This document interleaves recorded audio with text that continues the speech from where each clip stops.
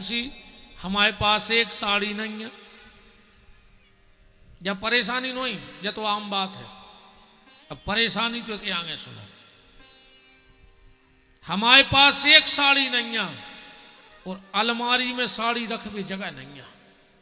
देखो कितनी बड़ी टेंशन है, घर में 3 अलमारी भरी है। अच्छा एक और टेंशन इनके संग, कहीं ले चलो ले जाओ कि चलो तो उनको आध घंटा तो जो फिक्स करने पड़त कि हम उनके ते कौन सी पहन गए थे और उनके ते कौन सी पहन गए थे, है ना। ये सुने हुए कि हम एक बार अरे उनको मिल गए थे, हम जा नहीं पहन जा रहे हैं। बोले परेशानी है कि नहीं है, हर आदमी परेशान है। सौनक ऋषि बैठे हैं, परेशानियों का चिंतन चल रहा है और उसी समय श्री सूत जी का पदार्पण हो गया। सूत जी को देख करके हम महात्माओं ने हाथ जोड़े कहा, गुरुदेव आप अच्छे समय पे आए हो, जैसे डूबते को तिनके का सहारा हो जाता है, आप हमारी समस्या का समाधान करो। इस कलिकाल में सहज मुक्ति का उपाय क्या है, भगवत प्राप्ति का उपाय क्या है, और ये हर आदमी जो दुखी है इससे कैसे मुक्त होगा। सूत जी महाराज ने कहा, जैसी शंका तुम्हें हुई ऐसी शंका एक बार देवऋषि नारद को हो गई। देवऋषि नारद गए तीर्थ यात्रा को, हरि क्षेत्रे कुरुक्षेत्रे श्रीरंगम सेतु बंधनम एवामादिषु तीर्थेषु भ्रमाणस इतस्ततः। सब जगह गए पर नारद जी को कहीं शांति न मिली। क्यों? देखो एक बात और है, आज जो भी आदमी पूजा कर रहा हो, पाठ कर रहा हो, दान कर रहा हो, पुण्य कर रहा हो, तीर्थ कर रहा हो, काय के लाने? शांति के लाने, कि हमें शांति मिल जाए। अच्छा हर आदमी शांति की तलाश में है, और अगर शांति मिल जाए तो चाहिए किसी को नहीं, ये विपिन बिहारी की गारंटी है। जिस चीज को हम ढूंढ रहे हैं वो मिल भी जाए तो तुम लोग नहीं लोगे। अच्छा उदाहरण, जैसे अभी कोई मंच पे आ जाए, गुरुजी बहुत परेशान है, अब तो शांति मिल जाए, और अगर हम कह दें कि जाओ कल शांत हो जाइए, ये तुम्हारे बाप को खा रहे का। अच्छा तुम शांति लेवे नहीं आए थे और हमने कह दिया जाओ कल शांत हो जाना। तुम शांत ही तो होना चाहते थे पर नहीं होना चाहते। शांति किसी वन में नहीं है, शांति तुम्हारे मन में है। अगर मन में शांति है तो तुम घर में भी वृंदावन का अनुभव कर सकते हो, घर में भी श्री अवध का अनुभव कर सकते हो। और अगर शांति नहीं है तो श्री अवध और वृंदावन में भी ऐसा नहीं है कि सब शांत ही शांत लोग रह रहे। ऐसा नहीं कि तीर्थों पर सब भक्त ही भक्त आए, और अगर सब भक्त हैं तो वहां चोरी क्यों होती है, लड़ाई झगड़ा क्यों होता है? शांति तुम्हारे मन में है और उसे तुम्हें सत्संग के माध्यम से पहचानना है। बस पहचान नहीं है तुम्हारी शांति से, है तो तुम्हारे आसपास पर तुम जानते नहीं हो। कई बार ऐसा हो जाता है, एक दिन हम ही गौशाला में गोबर भर रहे थे गड्डी में गैयों को, लुंगी लगाए, और तब तक 2 भक्त आ गए, उन्हें नाम सुनो हुई, बोले विपिन बिहारी जी की गौशाला जाइए। हमने कहा जाइए। बोले महाराज जी कहाँ हैं? हमने कहा महाराज जी सो रहे भीतर। बोले तुम? हमने कहा महाराज जी कथा करत, हमने गौशाला देखा बाबा जी हैं तहीं रहते हैं। आधा घंटा हम उनकी अच्छी बातें होती रही, इतने में हमारे परिचित आ गए। बोले महाराज जी आप कब के आ गए? हमने कहा हम सुबह आ गए थे आज। भी बोले जी महाराज जी? बोले जी यहाँ विपिन बिहारी जी। बेचारे बड़े काश हम बिल्कुल हमारे अच्छे बैठे रहे, वो तो गिट्टी डरी थी सोई पे बैठे, दाएं रहे, दुनिया भर की बात है। यही हमारा और आपका हाल है कि शांति हमारे बाजू में है, हमारे मन में है, पर हमारी पहचान नहीं है, इसलिए हम उसको पहचान नहीं पा रहे। नारद जी को कहीं शांति ना मिली, नारद जी जहां जहां गए उल्टा ही उल्टा मिला। आज हर जगह उल्टा है। पहले घर के दरवाजे आदमी बैठता था कि कुत्ता भीतर ना चला जाए, और अब कुत्ता बंधा है कि आदमी भीतर न चला जाए, है उल्टा के नहीं। अच्छा एक बात बताओ, अभी वो एक उसमें आया था पेपर में या न्यूज व्हाट्सएप पे फेसबुक पे चल रहा तो कहूँ एक चांदी की लुटिया मिली सिक्कों से भरी। कई बार हमने सुना पुराने मकान गिरत हैं बड़े बड़े लोगों के जो माल गुजार रहे लम्बड़दार रहे तो मेरे को कछु न कछु मिला थे। अच्छा अपनी औलाद को कामिल है वे जब अपनो मकान पटक है टैंकर खोद दो पन्ने और बाहर दो औलाद खिलाने पहल के माँ बाप पैसा गड़ा के धरते और अपन ने टैंक गड़ा के धर दो मजूर तक नहीं मिलने वो खोद भी विचार तो करो, है ना। सब उल्टा पुल्टा हो गया, माँ बाप की कोई सेवा करना नहीं चाहता, करे भी तो ये करने नहीं देती। अगर लड़का चाहे भी कि सेवा करें तो ये करने। एक गाना और था पुराना, जितनी चावी भरी राम ने उतना चले खिलौना, सबने सुना होगा। रोते रोते हंसना सीखो हंसते हंसते रोना। अब ये गाना भी पलट गया कलयुग में। अब तो जितनी चावी भरी लुगाई ने, बोलो ईमानदारी है सही है कि नहीं है। अगर तुम राम की चाबी से चल रहे होते, कृष्ण के खिलौने बन के चल रहे होते तो राम ने 3 माताओं का सम्मान किया और सेवा की है राम जी ने 3 माताओं की, कैकेयी, कौशल्या और सुमित्रा। तुम एक माता की सेवा नहीं कर पा रहे। कृष्ण के अगर तुम अनुयायी हो तो कृष्ण ने 3 माताओं का सम्मान किया, तुम एक का कर लो। राम को भजना सब चाहते हैं पर राम जैसा बनना कोई नहीं चाहता है। अब मेरा निवेदन है, राम का भजन ना हो पाए तो दिक्कत नहीं है, पर राम का चरित्र जीवन में उतार के देखो, तुम्हारा हर एक शब्द भजन बन जाएगा, तुम्हारे आचरण ही भजन बन जाएंगे। जितने भी देव 24 अवतार हुए, आप पूरी रामायण में कहीं बताओ राम जी कहीं ज्ञान देते मिले? राम जी ने कोई किताब लिखी, राम जी ने कोई ग्रंथ लिखा, राम जी ने कोई श्लोक लिखे? नहीं लिखे। क्यों? क्योंकि राम का चरित्र ही अपने आप में ग्रंथ था, राम का आचरण ही अपने आप में शास्त्र था, राम का स्वभाव ही अपने आप में वेद था। राम को लिखने की जरूरत नहीं पड़ी, बस राम ने दिखाया है, लिखा नहीं है। तो राम भजन सब करना चाहते हैं पर राम जैसा बनना कोई नहीं चाहता। राम जैसे बनो। तो अब तो जितनी चावी भरी लुगाई ने, उतने नहीं चल रहे तुम। और ईमानदारी बताओ। अच्छा जो घरवाली कह रही तुम वो कर रहे कि नहीं कर रहे? तुमने भैया छोड़ दिया, माँ बाप छोड़ दिए, रिश्तेदार छोड़ दिए, जो कुछ कह देती हैं वो आखिरी तुम्हें ब्रह्म बाबा खो जाता है। इतने पंडित जी, इतने कथावाचक तुम्हें सिखा रहे, तुम भी नहीं सीख रहे, पर इन्हें जो 2 मिनट में मंत्र दो है वो तुम्हें ऐसो जम गो। आजकल तुझे बहन जी हर एक बात और कहने लगी अपने सास ससुर से, तुमने किया क्या है? आजकल की बहनें अपने सास ससुर से कहती तुमने क्या किया, क्या कर दिया तुमने? तुझे तुम्हारे सजना बलमा पिया ऐसा ही प्रकट हो गए थे 5 फुट के, जो तुम्हारे पास तुम्हारे बलमा है, सजना है, सैया है, जो कछु कहते हो। आजकल तो एक नौ शब्द आओ है मार्केट में, अब तो कहने लगी हैं जानू। हाँ आजकल की बहन जी है घर वाले से कहते हैं जानू, और वो की एक ना मानू, तो क्या के जानू मानू? जानू तो मानू ना, कोई जानू नहीं।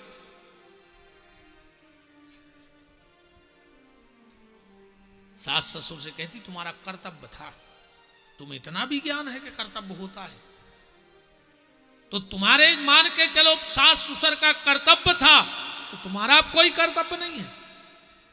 तुम दूसरे को कर्तव्य का पाठ पढ़ा रही हो, पर तुम्हारा कोई कर्तव्य नहीं है उनके प्रति।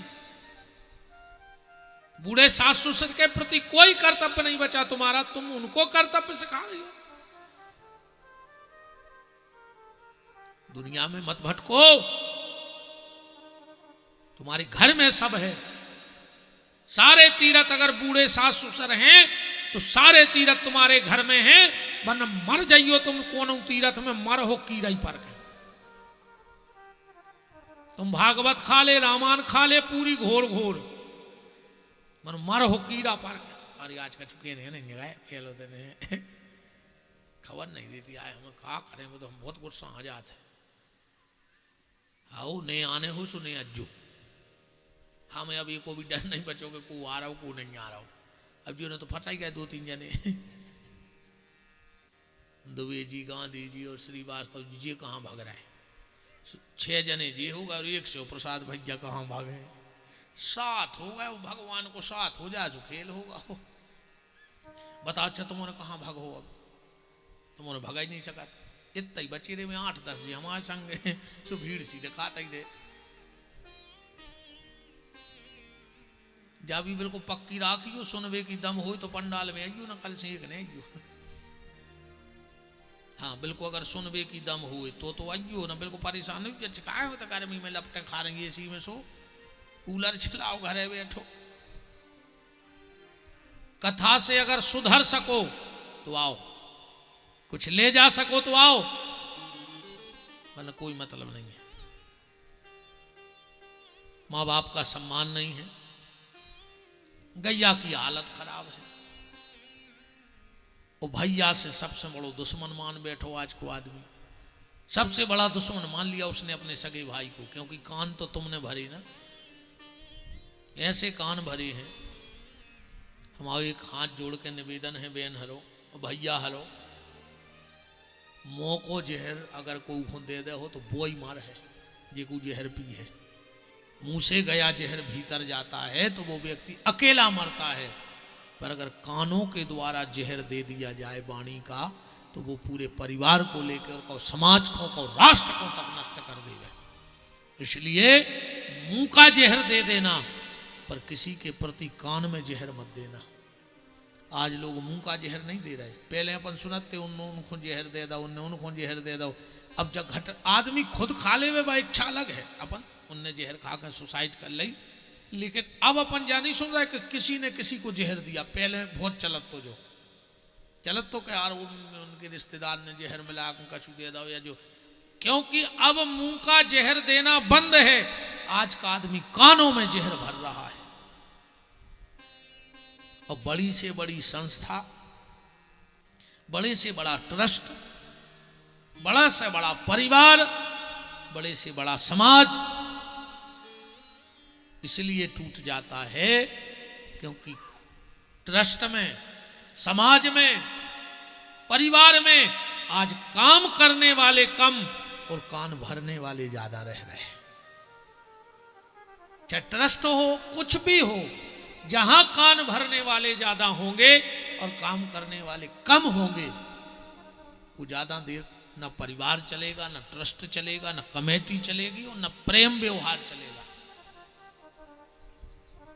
इसलिए एक मंथरा ने राम के घर में कान भर दिए, तो राम जैसे समृद्ध, शक्तिशाली, सर्वसंपन्न, सर्वशक्तिमान परमात्मा का भी घर भी टूट गया, तो हमारी आपकी क्या हालत होगी। इसलिए कान भरने वालों से बचना। ये कान का जहर आज बहुत भयंकर दिया जा रहा है, हर व्यक्ति को दिया जा रहा है,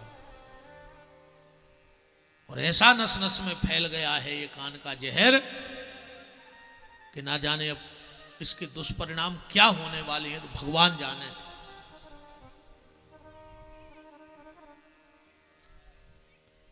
तो गैया, मैया और भैया, इन तीनों की हालत आज बड़ी दयनीय है। नारद जी को जब कहीं शांति ना मिली तो देव ऋषि नारद वृंदावन पहुंच गए। वृंदावन की वो पावन भूमि है, वो पवित्र भूमि है जहां स्वयं भक्ति नृत्य करती है। धन्य वृंदावनम तेनो भक्ति नृत्य करी असी, ऐसी पावन भूमि वृंदावन की है जहां स्वयं बाके बिहारी राधा नाम का जाप करते हैं। राधा नाम का जाप स्वयं भगवान करते हैं। एक अच्छे भाव से जोड़ें कथा के। एक दिन भगवान द्वारिका में थे, जब सब पूरा महाभारत हो गया, सारी लीलाएं हो गई, तो भगवान द्वारिका में सो रहे थे। कमरे में अंधेरा था। अब बगल में सो रही थी रुक्मणी जी। अचानक रुक्मणी जी को लगा कि कमरे में कोई सिसक रहा है, किसी के रोने की आवाज आ रही है। अब रुक्मणी जी ने विचार किया कि मैं और मेरे पति, मतलब ठाकुर जी के अलावा कोई दूसरा क्यों होगा कमरे में। उठी, दीपक जलाया, तो क्या देख रही हैं कि बांके बिहारी की नींद लगी है, आंखों में से आंसू की धार लगी है, ओंठ हिल रहे बिल्कुल धीमे से। रुक्मणी जी ने भगवान के जब बिल्कुल मुंह के यहां कान लगा दिया तो एक प्यारा शब्द सुनाई दिया, राधा राधा राधा राधा। अब रुक्मणी जी की इतनी ताकत तो पड़ी नहीं कि भगवान को जगा ले, क्योंकि नींद लगी है। राधा नाम कभी सुना भी नहीं था रुक्मणी जी ने। सुबह हुआ, रुक्मणी जी जल्दी उठी और अपनी सासो मां रोहिणी जी के पास गई, बलराम जी की मां। क्योंकि गोकुल, वृंदावन और मथुरा, इन तीन लीलाओं को जब भगवान ने किया, और जब भगवान द्वारिका गए तो भगवान सिर्फ 3 लोग वहां गए हैं लीलाओं में से, और कोई नहीं गया साथ में। एक तो स्वयं भगवान, दूसरे दाऊ, तो दाऊ से पूछ नहीं सकती क्योंकि जेठ है, और जेठ का बड़ा कायदा होता है, और जेठ को कायदा बहुए तो ठीक आदमी भी करत। घर से निकलत हैं, बोले तन तौलिया उठा दियो, बोले काय, बोले जेठ चल रहा हूं। अच्छा बताओ, कोई जेठ के महीने में खाली सिर घूम सकता है? क्योंकि वो जेठ है, उसका पर्दा करना पड़ेगा। महीने में जेठ है, वैसो भी जेठ है। तो पहले भगवान स्वयं, उनसे पूछ नहीं सकते। दूसरे बलराम जी वो जेठ हैं, तो कायदा मर्यादा है। और तीसरी है माता रोहिणी। माता रोहिणी के पास गई, बैठ गई, चरण पड़े, बोले मां मेरे मन में एक विचार चल रहा है, सो नहीं पाई। बोले क्या? बोली ये राधा कौन है? और जैसे ही माता रोहिणी ने राधा शब्द सुना, कुर्सी से गिरते गिरते बची। तुमसे किसने कहा राधा के बारे में? कहां सुन के आ गई? बोले तुम्हारे बेटे मेरे पति रात में रो रहे थे और राधा राधा राधा राधा कह रहे थे। अब बताओ ये राधा कौन है? तब तो भगवान की सब रानियां आई गई थी। रुक्मणी, रोहिणी माता का महल भर गया, 16,108 पत्नियां। सबने कहा बताओ, हमने भी नहीं सुना ये राधा नाम। रोहिणी जी बोली ये बताओ तुम्हें जानना है कि राधा कौन है? बोले हाँ। तो ये बताओ पहले कृष्ण तुम्हारे कौन है, फिर मैं बताती हूं कि कृष्ण की राधा कौन है। रुक्मणी ने कहा कृष्ण मेरे प्राण हैं, मेरे सर्वस्व हैं, मेरी सांसें हैं, मेरी आत्मा है। अब बताओ राधा कौन है? रोहिणी जी बोली तो सुन लो, कृष्ण तुम्हारी आत्मा है और कृष्ण के परमात्मा का नाम राधा है। जैसे कृष्ण तुम्हारे सर्वस्व हैं, ऐसे कृष्ण की सर्वस्व श्री किशोरी राधा जी हैं। रुक्मणी जी बोली माता मुझे कुछ राधा के बारे में सुनाओ। बोले नहीं सुना सकती। क्यों? बोले मैंने जैसे ही राधा का चरित्र चालू किया और कृष्ण आ जाएगा। रोहिणी जी बोली वो तो अभी उठे ही नहीं, सो रहे हैं। रोहिणी बोली तू यही तो, रुक्मणी ने कहा तो रोहिणी जी बोली तुम यही तो जानती नहीं। जैसे बीन के बजने पर सांप बिल में नहीं रह सकता, ऐसा राधा कहने पर कृष्ण दूर नहीं रह सकता। वो अभी उठ के आ जाएगा। तो एक रानी बोली आ जाने तो दिक्कत क्या है? बोले दिक्कत है, वो मेरा बेटा है, मैं उसकी मां हूं, और जब मैं राधा चरित्र सुनाऊंगी तो मुझे राधा कृष्ण के प्रेम के कुछ प्रसंग भी लेने पड़ेंगे। वो दुनिया की ऐसी कौन माँ होगी कि उसका बेटा सामने बैठा हो और वो उसके प्रेम, बहू लड़का के प्रेम की चर्चा करने लगे। कुछ तो मर्यादाएं हैं। तो भगवान की एक पत्नी बोली, मां एक काम करो, जब वो दरबार चले जाएं तब सुना देना। रोहिणी बोली, अभी भी नहीं समझी तुम लोग। जैसे कमल के खिलने पर 6 कोस दूर भंवरे को पता लग जाता है, 18 किलोमीटर दूर खुशबू ले थे भंवरा के कमल खिल गओ, वहां से दौड़ता है, चाहे रास्ता में मर जाए पर वो आएगा, वो खुशबू पकड़ के। ऐसे ही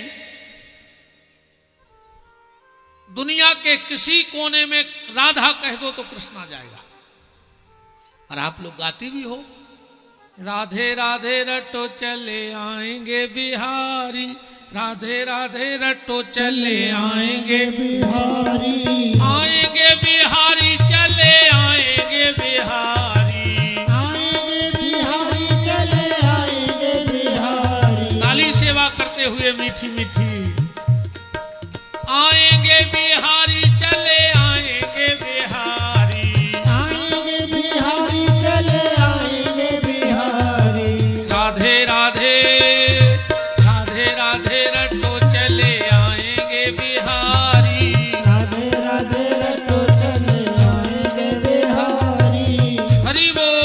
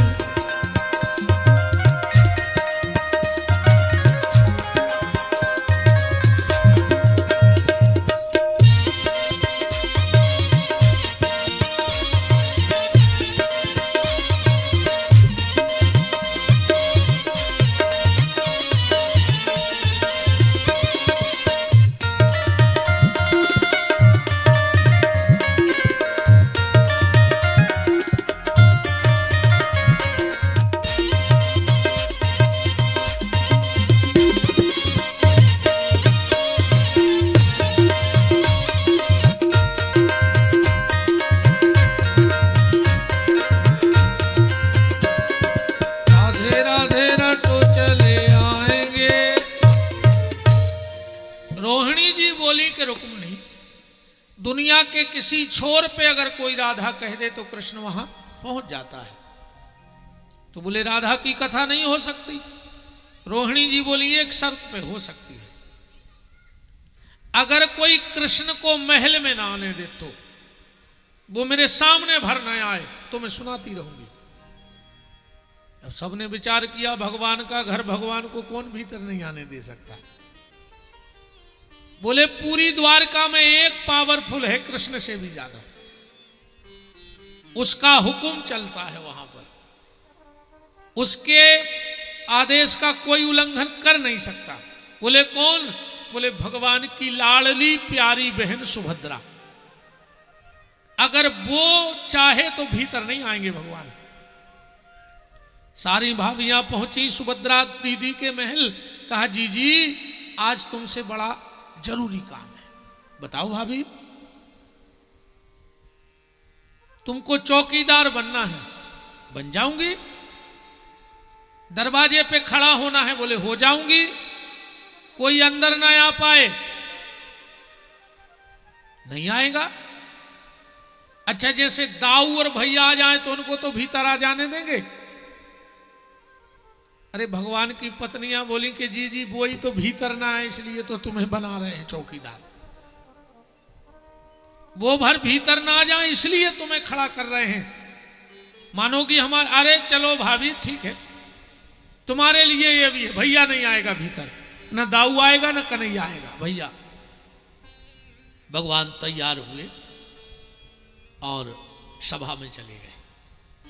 यहां तो गुपचुप तैयारी हो गई थी पूरी पंडाल की बैठने की, क्योंकि राधा की कथा बैठनी है द्वारिका में।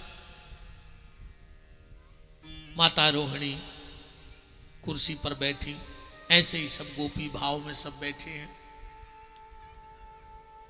कहां से प्रारंभ हुआ राधा चरित्र? भगवान कृष्ण के जन्म से। माता रोहिणी ने श्लोक पढ़ा कि नंदस्त्वम आत्मज उत्पन्ने जाता अलहादो महामनः आहूय विप्रवेद ज्ञान स्नाता शुचिलंकृतः। एरी बहुओं, जब तुम्हारे पति का जन्म हुआ तो बधाई गाई जा रही थी और सब लोग गा रहे थे कि नंद घर ठोठा जायो है। ठोठा माने बेटा हुआ है। और उसी समय नंद बाबा के कानों में एक दूसरी आवाज आ गई, जैसे 10 लोग भजन गा रहे हो और 9 गाएं एक सुर में, और एक व्यक्ति बेसुरा और दूसरा भजन गाने लगे तो 9 की आवाज नहीं आएगी पर 1 की आ जाएगी। तो पूरे गोकुलवासी तो गा रहे नंद घर ठोठा जायो है, पर उसमें एक आवाज आई, बरसाने से नंद भवन में टीका आयो है। नंद बाबा ने कहा सोहरे हो रहे थे और ये लगुन के गीत गाए जाने लगे। चुप हो जाओ, इधर आओ, तुम तो हमारे गांव के नहीं लगते, कहां के हो? बोले हम आपके गांव के नहीं है नंदराज जी। कहां से आए हो? बोले हम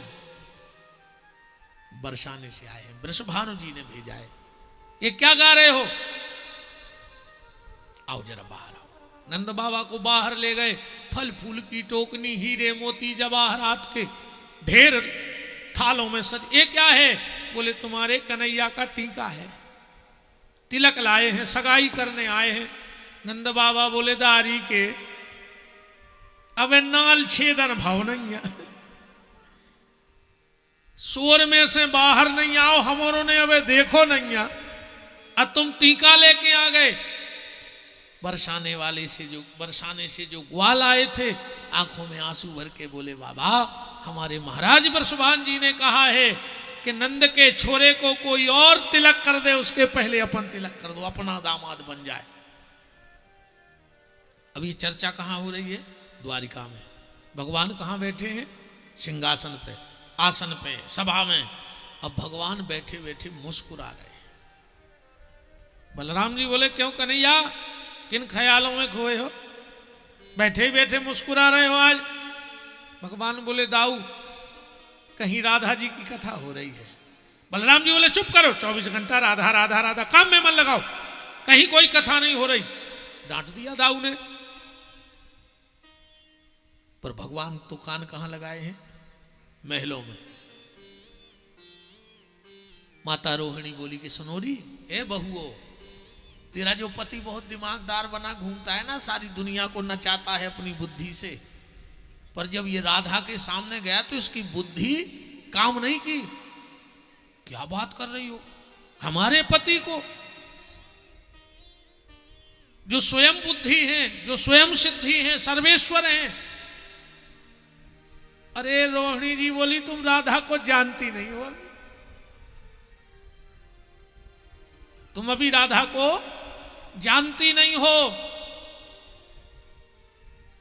बताओ ना मां, कैसे हमारे पति उनके सामने अपनी बुद्धि को परास्त कर दिए। बोले सुनो, एक दिन क्या हुआ कि जंगल यमुना जी के तट पे ना तो राधा जी गई, राधा जी की कुछ सहेलियां चली गई, और यहां से बिहारी जी भी नहीं गए सरकार, इनके ग्वाल चले गए। पक्ष विपक्ष दोनों सामने आ गए। अब इनमें झगड़ा चालू हो गया। वो कहें हमारे कन्हैया सर्वश्रेष्ठ हैं और वो कहें हमारी राधा रानी सर्वश्रेष्ठ हैं। तो दोनों में शर्त लग गई। भगवान के ग्वाल बोले तो एक काम करो, तुम्हारी राधा और हमारे कन्हैया में शास्त्रार्थ करवा दो, जो जीतेगा वो विजयी। पर एक बात सुनो, अगर तुम्हारी राधा हार गई, हमारा कन्हैया जीत गया, तो जीवन भर गोबर करोगी हमारी गौशाला का। सखियां बोली मंजूर। और सखियां बोली जैसे तुम्हारा कन्हैया हार गया तो ग्वाला बोले हम पानी भरेंगे तुम्हारा जीवन भर। शर्त लग गई। भगवान के मित्र पहुंचे भगवान के पास, बोले कन्हैया नाक की बात है रे, अब तो राधा कुछ भी पूछे तुझे बताना है। अरे भगवान बोले तुम हमें जानते नहीं हो, अभी मेरी एक एक सांस में 4 वेद निकलते हैं, क्या पूछेगी राधा हमसे। तो कन्हैया हम जीत पक्की समझे। अरे भगवान बोले स्टाम्प पे लगवा लो, राधा हमको परास्त नहीं कर सकती। सखियां पहुंची राधा जी के पास, बोले महारानी जी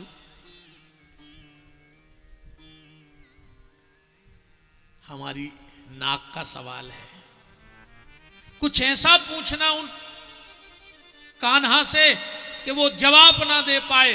राधा जी बोली अब वो तो समय आने पे पता लगेगा कल। एक पक्ष इस तरफ एक पक्ष इस तरफ, दोनों मुखिया आमने सामने। भगवान बड़े अकड़ के बोले हाँ राधे पूछो। राधा जी बोली तैयार हो। भगवान बोले तैयारी वो करे जिसको ज्ञान ना हो। अब मेरे तो मैं खुद वेद हूं। राधा जी बोली फिर भी एक बार और सोच लो कुछ। अरे नहीं नहीं नहीं, सोचने की कोई बात ही नहीं, चलो पूछो। राधा जी ने पता क्या किया, राधा जी अपने साथ एक तूमा ले गई, तूमा। अब भगवान के सामने ऐसा पकड़ के बोली रे कन्हैया इसकी तरफ उंगली करके इसका नाम बता दे कि क्या है। अब तूमा लिए, राधा उंगली कहां जाएगी, राधा तरफ। अब भगवान कैसे कह दें कि तू मां, कैसे कह दें राधा को कि तू मां है। बोलो बोलो कन्हैया इसका नाम क्या है। भगवान बोले मैं जानता हूं। अरे तो राधा जी बोली जानते तो बोल दो। भगवान बोले नहीं बोल सकते क्योंकि तू मां पकड़े राधा जी। अब भगवान कैसे कहते हैं कि तू मां, बताओ बताओ कन्हैया।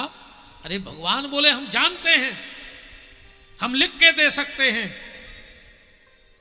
राधा जी बोली कि चर्चा लिख के नहीं हुई थी, पेपर वाला शास्त्र मुंह जुबानी शास्त्र था। भगवान बोले राधा हम नाम तो नहीं ले सकते पर घुमा फिरा के बता सकते हैं, बताओ। बोले जड़ जा की पाताल गई, अब बेल गई आकाश, और सदा संत के साथ में। पहले महात्मा तूमा को कमंडल बना के चलते है ना। अब भगवान मंद मंद मुस्कुरा रहे हैं। बलराम जी बोले उस तरफ मुंह करके हंस रहे हो। भगवान बोले दाऊ राधा की कथा हो रही है नहीं मानोगे तुम।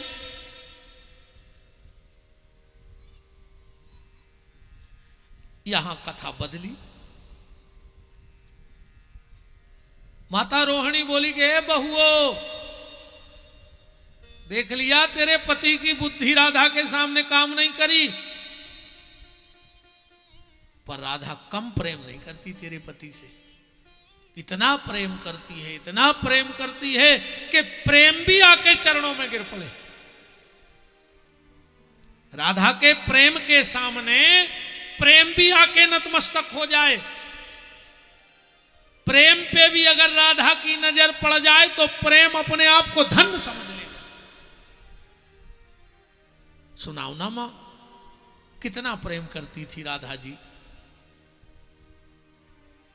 तो बोले सुनो, जब महारास हुआ और भगवान ने अपने अधरों पर बंसी रखी और जो बजाना चालू किया, जिन जिनके कानों में वो बांसुरी चली गई कि बांसुरी सुनी तो गई, बांसुरी सुनी तो गई सुध बुध गोपिन की, चली गई ग्रह काज लोक लाज तज के,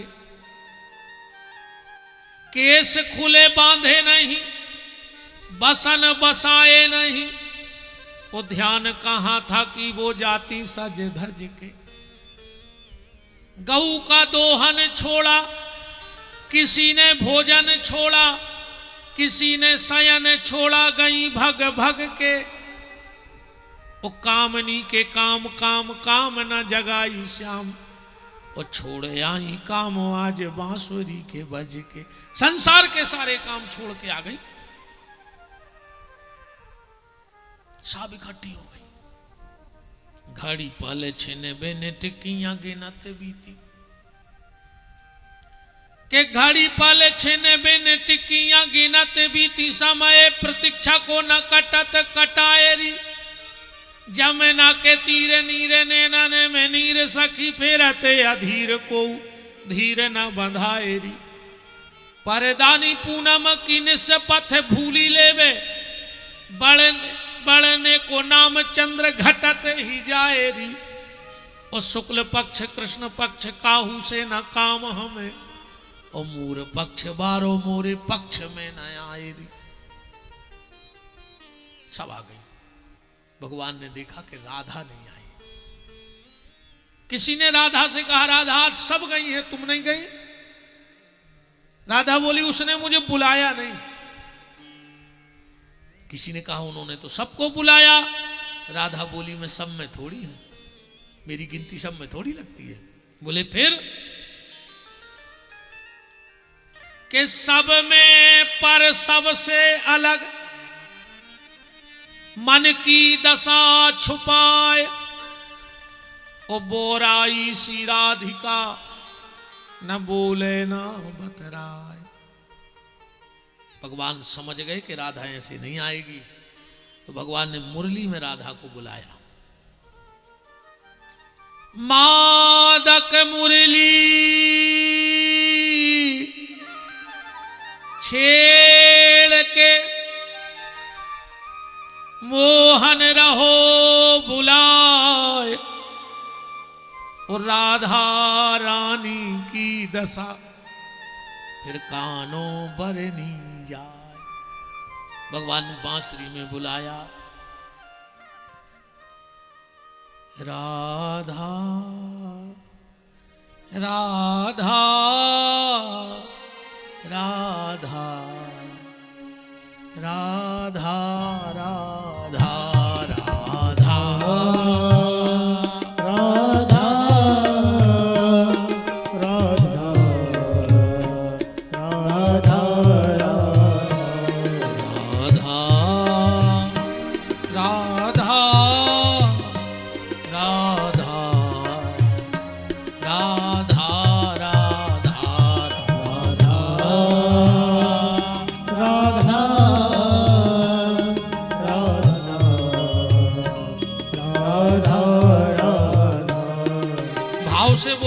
बजाते हुए। पुरुषोत्तम का महीना है, जिस पुरुषोत्तम के भजन को हम बैठे हैं वो पुरुषोत्तम द्वारिका में बैठ के भजन कर रहा है। तो अधिक मास का फल अधिक किसके नाम का? पुरुषोत्तम का। पर अगर पुरुषोत्तम खुद कीर्तन कर रहा हो और उसके साथ बैठकर कीर्तन किया जाए तो उसका फल तो दुनिया में कोई कह नहीं सकता। राधा राधा राधा राधा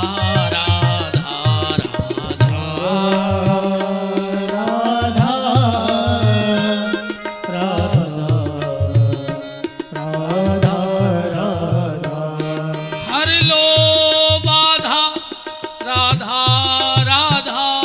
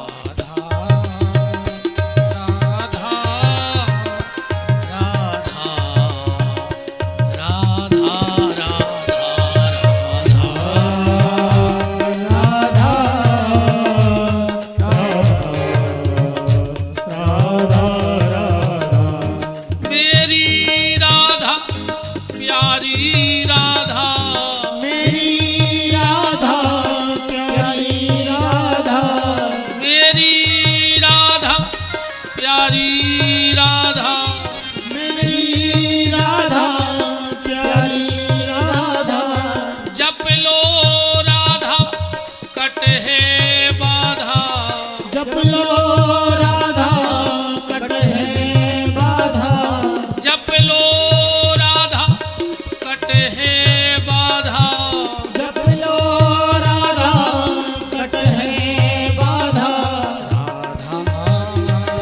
राधा राधा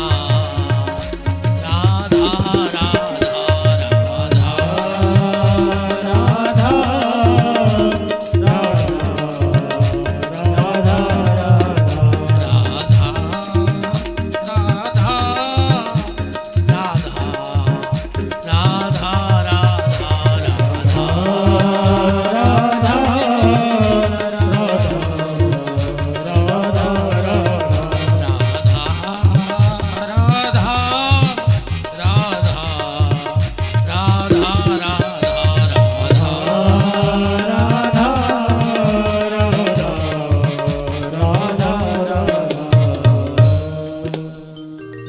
श्री राधा रानी सरकार की जय हो। मादक मुरली छेड़ के मोहन रहो बुलाए, और राधा रानी की दशा कानों बरनी जाए। अब राधा जी चली हैं के ले अंतर में प्रेम अगाधा, छोड़ के सारे जग की बाधा, वेदवती सरितासी राधा प्रेम के सिंधु समाने चली।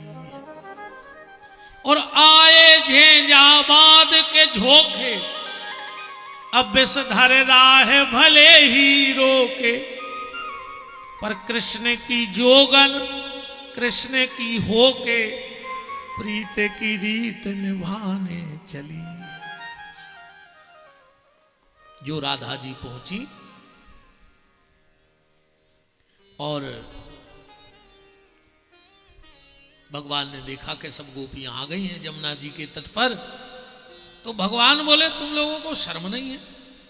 अच्छे घर की बहुएं बेटियां अपने अपने पति को छोड़ के रात के 12 बजे यहां आ गई। एक गोपी बोली कन्हैया पहले तो तू बुलाता है और बाद में अपमानित भी करता है।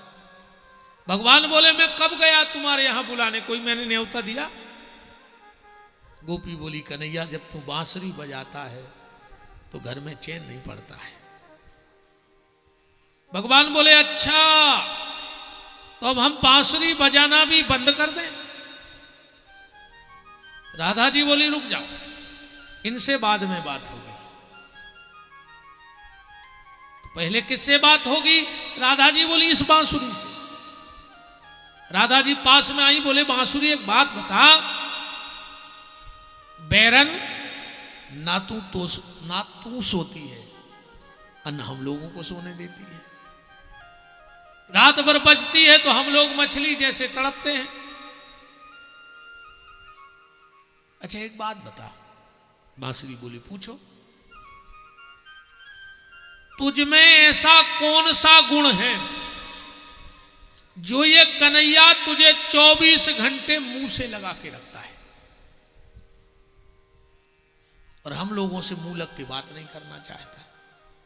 क्या गुण है तुझ में ऐसा? क्या किया है तूने ऐसा?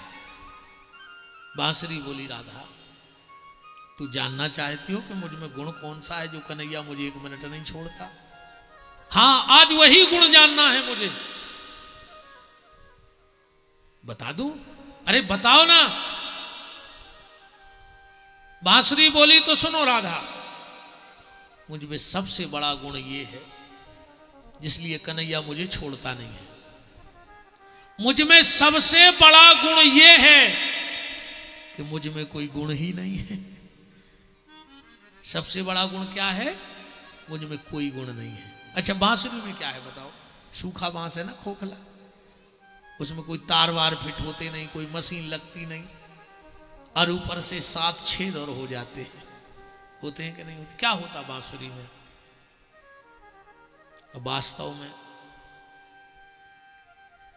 अगर तुम बांसुरी जैसे हो जाओ, भीतर से खाली हो जाओ, काम, क्रोध, लोभ, मोह, मत्सर, दंभ, अहंकार, पाखंड, ईर्षा, तो मैं गारंटी लेता हूं भगवान भी तुम्हें बांसुरी की तरह कभी छोड़ेंगे नहीं। भगवान उसी को स्वीकार करते हैं जो भीतर से खाली रहता है। हम लोग तो प्रपंचों से भरे पड़े, हमें क्यों ठाकुर जी मिलेंगे? क्यों हम पे कृपा करेंगे ठाकुर जी? क्या हमारे भीतर ठाकुर जी आ भी जाएं तो बैठने को जगह है? हमने पहले से इतना कचरा भर रखा है कि भगवान के बैठने की जगह ही नहीं बची। तो बांसुरी बोली, राधा मेरे में सबसे बड़ा गुण ये है कि मुझ में कोई गुण नहीं है। राधा जी बोली, तो एक बात बताओ, अगर तेरे भीतर कुछ नहीं, अरे राधा बांसुरी बोली, देख ले अगर कुछ है, प्रत्यक्ष को क्या प्रमाण की आवश्यकता है बताओ? तो फिर मेरी दूसरी बात बताओ, अगर तुम्हारे भीतर कुछ नहीं है तो तुम मरी क्यों नहीं? मरी क्यों नहीं? क्योंकि जब भीतर कुछ नहीं होगा तो मर जाएगा आदमी। बांसुरी बोली, राधा तुम पूछ रही हो तो बता ही देते, वरना मैं ये बात किसी को बताती नहीं। सूरदास जी ने बड़ा प्यारा भाव लिखा और उसी भाव से ये सब मैंने निकाला। मुरलिया मुरलिया श्यामा सो बतराए, मुरलिया श्यामा सो बतराए, मुरलिया श्यामा सो बतराए, मुरलिया श्यामा सो बतराए। भीतर से मैं एकदम खाली, भीतर से मैं एकदम खाली, भीतर से मैं एकदम खाली, भीतर से हम एकदम खाली। श्वासा आवे जाए, मुरलिया श्यामा सो बतराए, मुरलिया श्यामा सो बतराए, मुरलिया श्यामा सो। बांसुरी बोली, राधा तुम पूछ रही हो तो सुन लो, वरना ये मैं बात किसी को बताती नहीं। तुम पूछ रही हो ना कि मेरे भीतर कुछ नहीं है और मैं मरी नहीं, तो सुनो, जिसमें स्वयं सांसें भगवान अपनी भर रहे हो वो मर सकता है क्या?